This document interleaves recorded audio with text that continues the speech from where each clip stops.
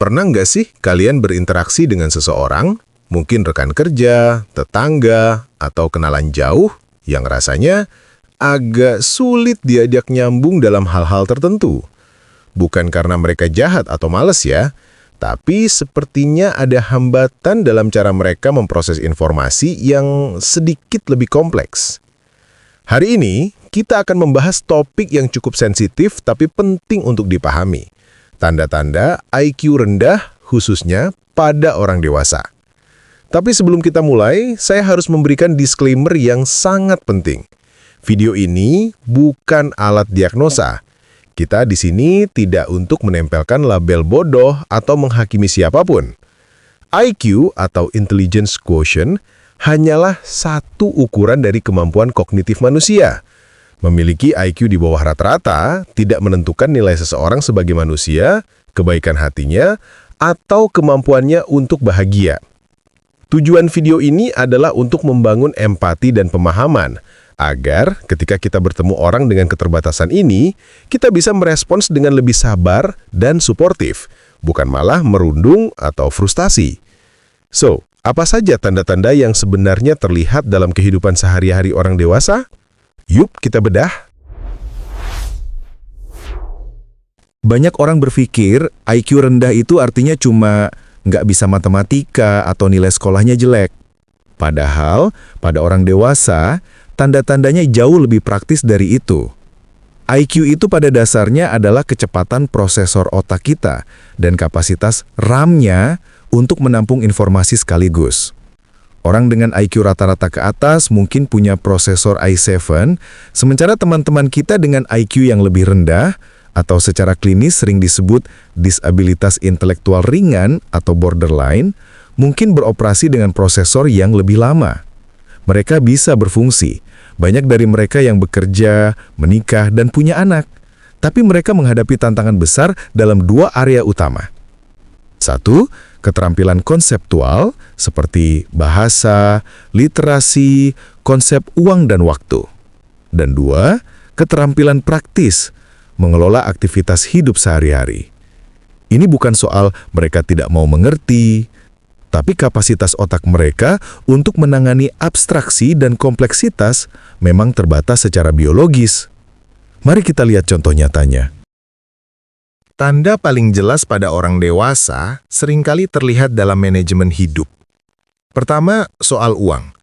Kita tidak bicara soal menghitung kembalian belanja di warung, mereka biasanya bisa melakukan itu. Tapi, mereka sangat kesulitan memahami konsep keuangan yang abstrak. Misalnya, konsep bunga kredit, pentingnya menabung untuk masa depan yang jauh, atau membandingkan nilai dua kontrak asuransi. Mereka cenderung hidup hari ini untuk hari ini. Jika mereka punya uang sekarang, mereka akan habiskan sekarang. Konsep konsekuensi finansial jangka panjang sangat sulit mereka bayangkan.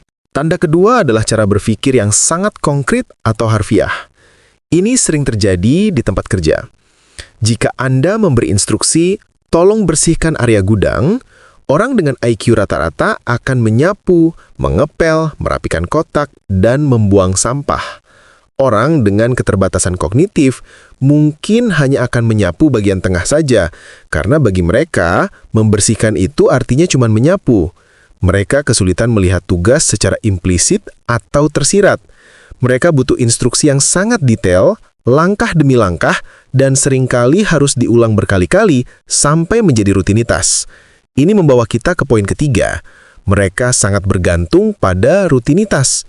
Jika ada masalah mendadak, misalnya ban motor bocor di jalan yang asing, atau prosedur di kantor tiba-tiba berubah, mereka bisa mengalami freeze atau panik luar biasa. Kemampuan problem solving untuk situasi baru sangat terbatas. Mereka tidak bisa dengan cepat memikirkan opsi A, B, dan C. Nah, ini bagian yang sering disalahpahami sebagai masalah kepribadian. Padahal akarnya adalah kognitif. Pernah nggak kalian melempar sarkasme atau sindiran halus, dan orang itu malah menanggapinya dengan sangat serius? Karena cara berpikir mereka yang konkret tadi, mereka sulit memahami nuansa bahasa, metafora, atau sarkasme. Mereka tidak bisa membaca yang tersirat.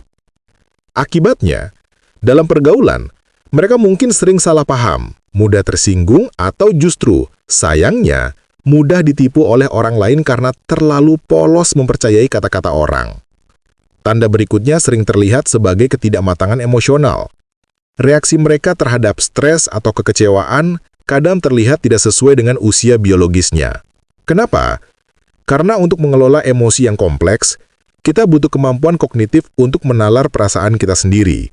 Saya marah karena A, jadi solusinya B. Mereka yang memiliki IQ rendah seringkali kesulitan membahasakan perasaan mereka atau mencari solusi logis saat frustasi.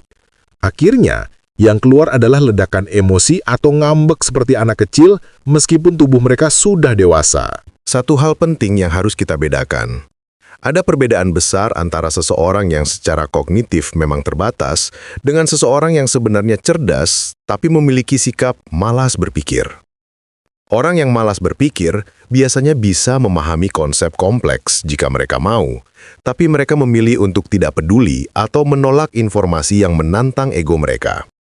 Sedangkan orang dengan IQ rendah, mereka benar-benar berusaha untuk mengerti, tapi mereka mencapai tembok batas kapasitas mereka. Mereka seringkali tidak sadar akan keterbatasan mereka sendiri, bukan karena sombong, tapi karena mereka tidak tahu apa yang mereka tidak tahu.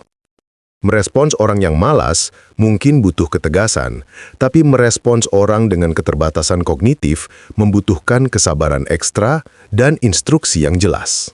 Teman-teman, sebagai penutup, mengenali tanda-tanda ini bukan untuk mendiagnosa orang lain, tapi untuk menyesuaikan ekspektasi kita.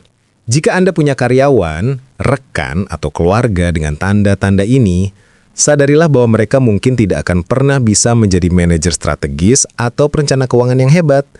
Tapi banyak dari mereka adalah orang-orang yang luar biasa dalam tugas-tugas rutin, sangat loyal, jujur, dan memiliki hati yang tulus.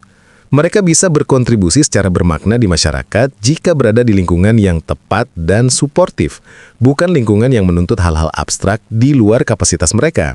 Mari kita bangun masyarakat yang lebih inklusif dengan memahami cara kerja otak yang berbeda-beda.